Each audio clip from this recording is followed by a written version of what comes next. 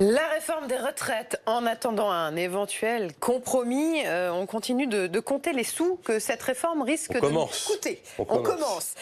Présenté au départ comme un projet à budget constant, on est en droit d'imaginer que la facture va déraper. On a un ordre de mesure de ce dérapage? Déraper, c'est une litote. Ça va être des milliards et des milliards d'euros, des dizaines de milliards sur plusieurs années. Alors, on n'a pas de chiffrage. Il faudrait une étude d'impact. C'est le boulot de Bercy. On attendrait l'étude d'impact avec le texte de loi le 24 janvier. J'espère qu'on l'aura.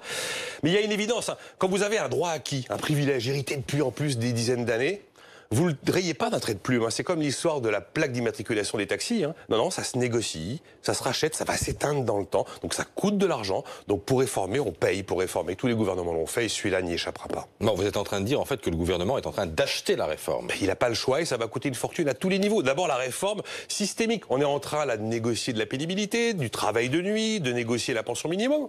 Combien de milliards à l'arrivée sur la pension minimum? On a fait des concessions à combien de professions? À peu près toutes celles qui étaient dites spéciales, et qui vont plus être spéciales, qui vont être spécifiques, qui vont être particulières. On peut changer les mots. Réformer en changeant les mots, c'est très très efficace. Mais il va bien falloir les financer.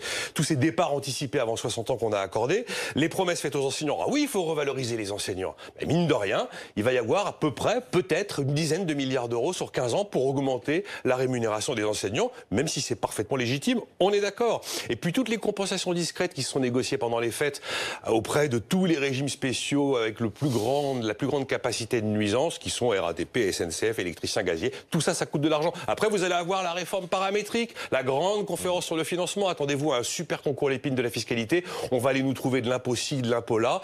Tiens, il y a des réserves dans le fonds de réserve des retraites. Oh, regardez, il y a plus de 100 milliards d'excédents dans les caisses complémentaires et autonomes. Génial. Voilà. Tout ça, ça va coûter une montagne de milliards d'euros. Et ce, même si donc les discussions sont toujours en cours, même si on n'a pas de chiffre définitif, on sait déjà que ce sera un bras. Mais absolument. Alors, il y a des gens qui nous disent « Oh, on va faire des économies sur le dos des retraités. » Ça va coûter une fortune. On va faire aucune économie. Déjà en coût direct, comme je viens de l'expliquer.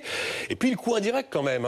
Alors oui, effectivement, un mouvement social comme celui-là, il va pas entraîner une récession de l'économie française au sens large. Par contre, il va avoir un véritable impact très élevé, très violent, dans certains secteurs, pour certaines entreprises.